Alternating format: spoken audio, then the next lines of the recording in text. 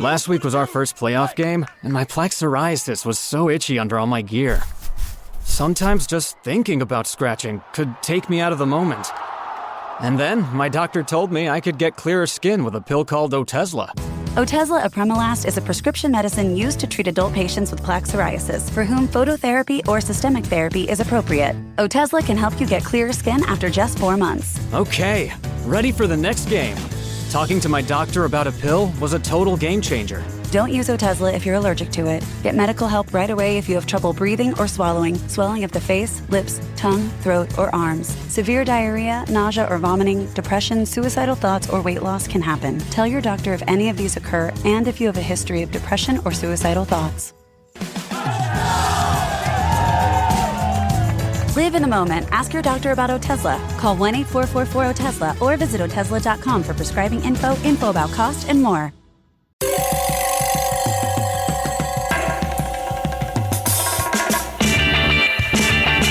This is Cop Talk, talking crime, cases, and backing the blue. Now, here are your hosts, Captain Ed Mehmet and Detective Kevin Schroeder.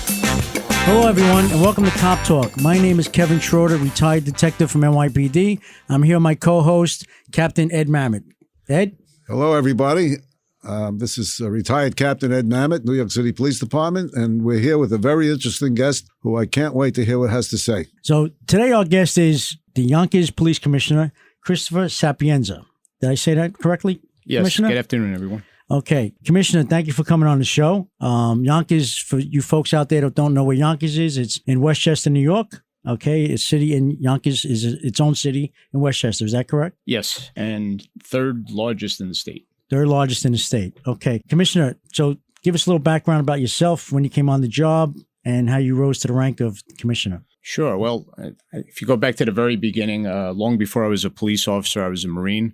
When I was in the Marine Corps, I always wanted to become a police officer, which when I came back from the Gulf War, I started looking into it and became a police officer and spent most of my years in the police department and emergency service. That's where I really cut my teeth, and was promoted to sergeant and lieutenant and so on, and eventually became a commissioner in the department. And going back to being a Marine, Ed, you're a Marine.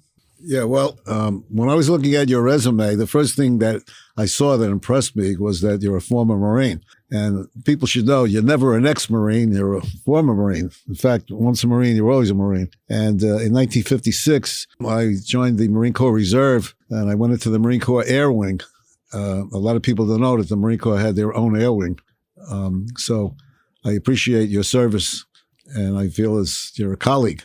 Thank you. I appreciate it. That was Marine Chris was a very long time ago. That's old Chris, who's the Marine Corps. Thank you both for your service. I was only a Boy Scout, but I'm very happy and proud to be here among Marines. So, Commissioner, so tell us what's going on in Yonkers. I mean, how's it going with the crime stats, and how's it going with the your prosecutor up there? Is it similar to what we have here in New York City? We're letting everybody go, basically a turnstile. So, if you could elaborate, that'd be great. I'm proud of what we're doing in Yonkers, and first and foremost, I'm proud of the work that our officers are doing. We always take a proactive approach. We play the hand that we're dealt. So, yeah, there's reasons why we have challenges like everyone else, and I refer to it as the trifecta of difficult legislation, and by that I'm talking about bail reform, discovery, raise the age, all these recent challenges that we have. But I'm very proud at the same time that we've kept violent crime way down in Yonkers. Our numbers are very, very low. Or if you look at our shootings, if you look at our violent crimes, they are a fraction of what you see in cities of comparable size. But that said, some of these legislative changes and the way we do business in general now has affected some numbers, and quality of life complaints are slightly up. Property crime is slightly up. This new phenomenon is catalytic converters, and there's a lot of reasons for that kind of stuff. But again, we don't make excuses, and we're trying to do the best job we can. Captain? You mentioned catalytic converters. Mine was stolen about 4 months ago. I left my car in front of my apartment for like 2 days. On a Saturday morning, I go down to start up the car, and it sounded like an explosion. I had no idea it was the catalytic converter. So I turned off the engine. I thought maybe it was a truck nearby. I started it again. It was the converter. And it cost $900 to replace that converter for a 20-year-old car. So I understand that's a big, it's quite an epidemic. I didn't realize it's that bad in Yonkers. Sure. And this is one of those issues that I think is directly related to legislation. It's considered that property crime is not a big deal, right? No one's getting hurt. It's just a catalytic converter, let this person out of jail. But, these are the kind of crimes that are increasing. And the bad guys are getting more brazen. They're doing more of them, and they're profitable. And there's precious metals in catalytic converters, palladium, and all these expensive materials that they sell. There's virtually no legislation in place to deal with it. And then we have cases where you have recidivists that you get, the same guy 20, 30 times doing this, and still they're somehow able to stay out of jail. And so we employ our own strategies. One of the biggest strategies that I use is the fact we had a moratorium on pursuits for many years, and Yonkers wouldn't pursue you. And I put an end to that. And it's a dual-edged sword. It's something you got to be careful of. It's something you have to weigh the pros and cons of. But I think it's important for people to know that if you flee, if you take off in a car and, head back to New York City or any other jurisdiction, that Yonkers may and probably will follow you and make the arrest. And it's an important message to send out. Some of the other things we're doing is we're employing the license plate readers, our real-time crime center in Westchester County, and we have a very robust auto crime program in Yonkers too. And we deal with it using that. And we believe in what we call disruptive policing. And I know there's a lot of repackaged and a lot of different versions of this. Some people call it broken windows. But the thing we look at is if you have a stolen car, if you have a car with fake license plates, if you have a car that's committed infractions, if you ignore those things, you're not going to have an opportunity to stumble upon someone committing these crimes. So we're aggressive in apprehending those crimes, and in the process, we're curtailing some of these catalytic converter thefts and other thefts. Is it fair to say since 2012 to 2022, in a 10-year span, crime is down 45% in Yonkers? Yes, crime is down overall, and particularly violent crime is down.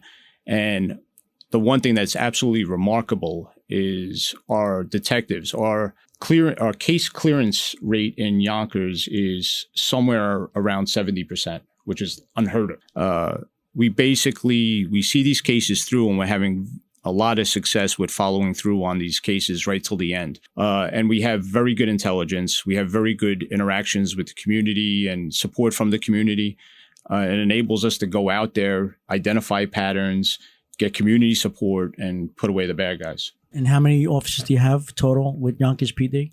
We have, all in all, 700, probably about 620 sworn. Okay. Is there one union? Is it just one PBA, or is it... No, we have FOP. We have one. We have the PBA, and we also have the Captains, Lieutenants, and Sergeants Association.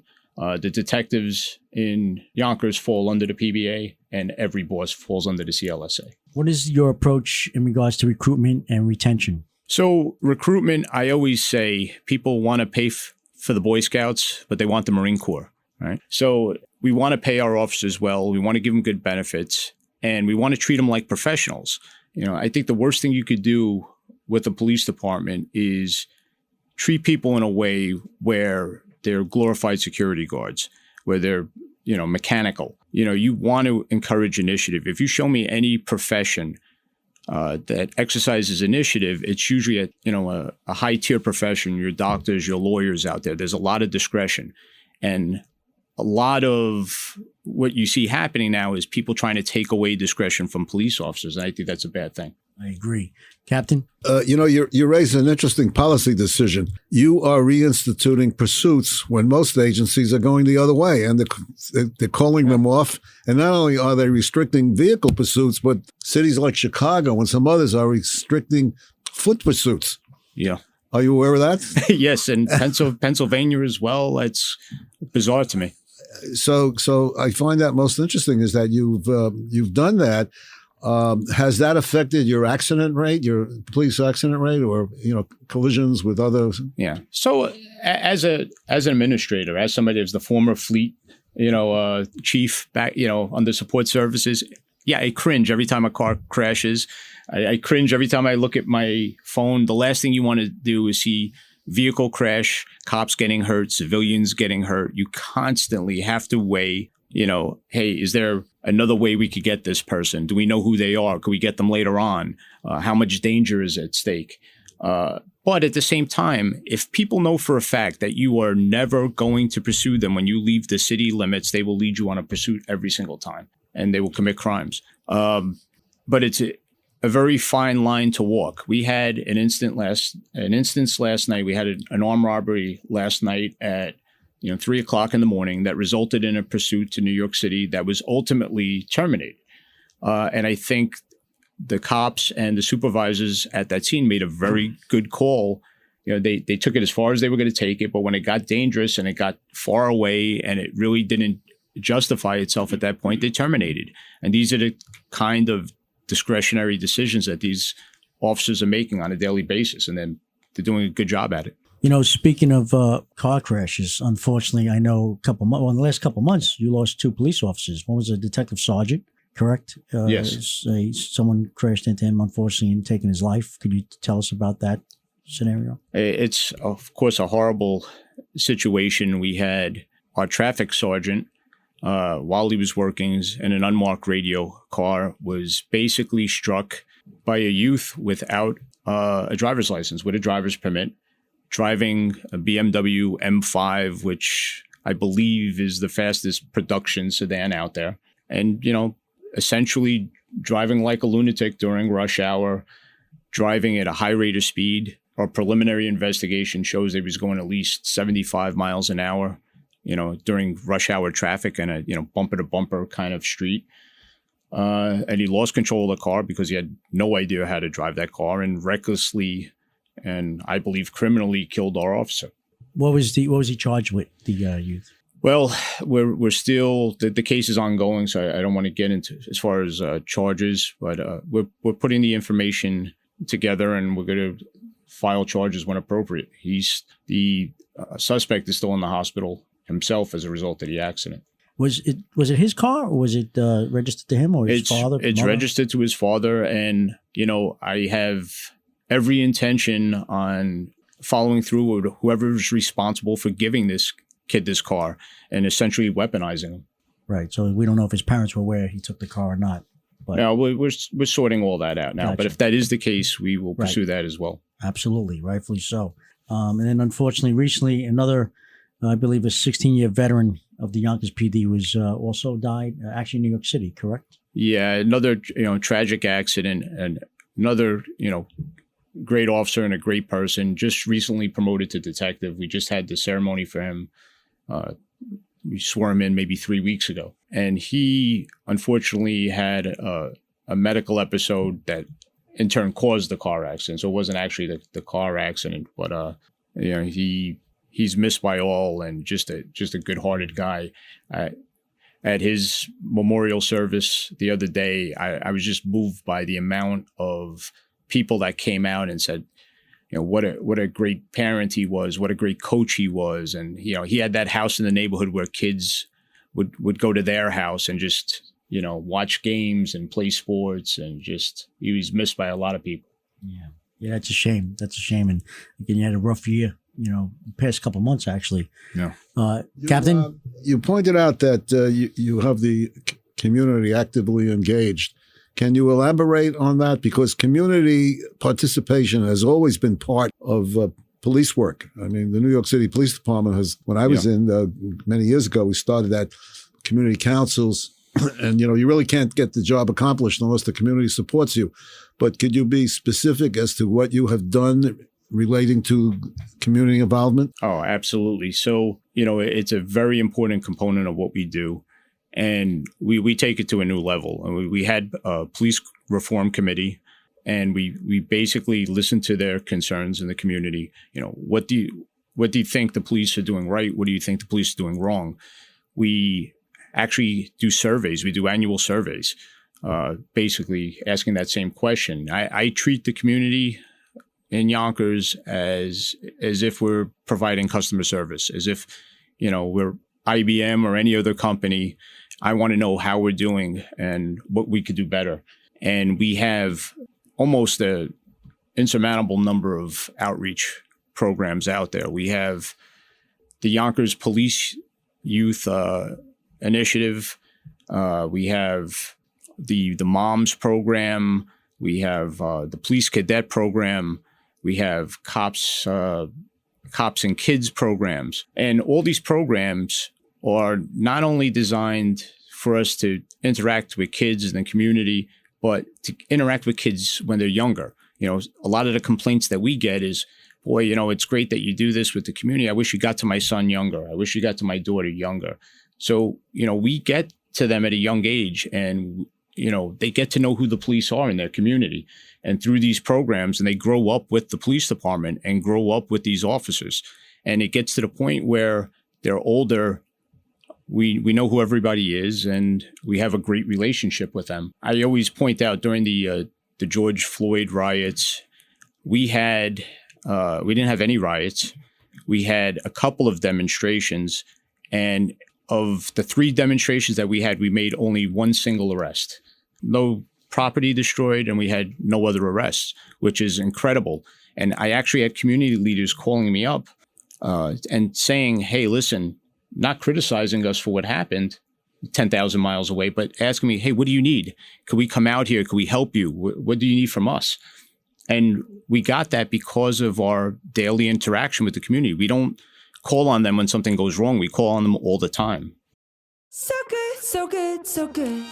New markdowns up to 70% off are at Nordstrom Rack stores now. And that means thousands of can't-miss deals just in time for summer. The denim section is unreal. Why do I rack? All the dresses. I always find something amazing.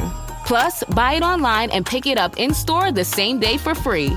Great brands, great prices. That's why you rack. You know, swinging back to pursuits, car pursuits. Yes. Do you get many that come in from the city up to Yonkers,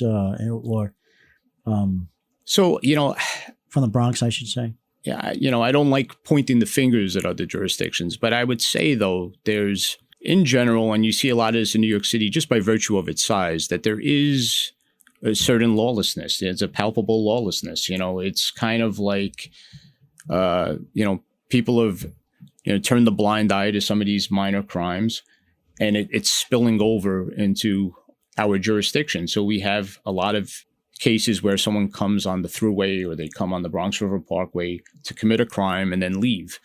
We had, when smash and grab robberies were big last year and the year before, we had a couple of those, but they soon realized that we're so aggressive in how we deal with those problems that they kind of stopped. But no, we're still getting a lot of stolen cars. We're still getting these catalytic converters, which are kind of like I remember in the 80s, it was the Benzie box stereos. You used to have to hide your stereo.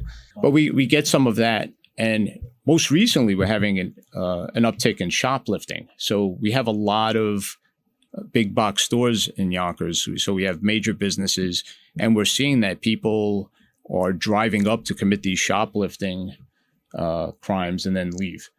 So do you find these petty larcenies that turn into robberies with these shoplifting stores? Yeah, it does happen. So what happens is, you know, at some point, you know, when they're challenged by store security and someone, you know, puts hands on them, then maybe it escalates. Maybe they have a weapon on them, or maybe it's just a physical struggle. That's technically a robbery. But it's at some point, someone who's getting confronted that doesn't want to go to jail is going to fight. And you know, what's kind of funny with these laws, what we're seeing in Yonkers is that the public is so alarmed by this as well. And they're so outraged by some of these crimes that are being ignored that they're actually getting into the fight. And I don't condone it. I hope that citizens just call the police. But we're seeing when there's a shoplifting occurring, we have citizens jumping into the fight and saying, hey, what are you doing? You can't steal that stuff. And they're getting into altercations with the suspects. In a lot of cases, because the businesses won't get involved because they don't want the liability. So if you show me a big business that doesn't have a proactive shoplifting or loss prevention program, I'll show you a store where citizens are getting involved. Well, you know, I think that could possibly happen here in the city. If you read the news accounts, some of the stores are using dogs now. Yes. To scare off, and it's working. I went in the other day to a place, and there was a dog. Nobody would go near the security guard with the dog. So the dogs are very intimidating. They're better than the cops. I saw that image of Saks Fifth Avenue during the riots when they had all the police-looking dogs, pit bulls and Dobermans and German Shepherds lined up on Fifth Avenue. And I said, wow, that would be the last place I would shoplift from.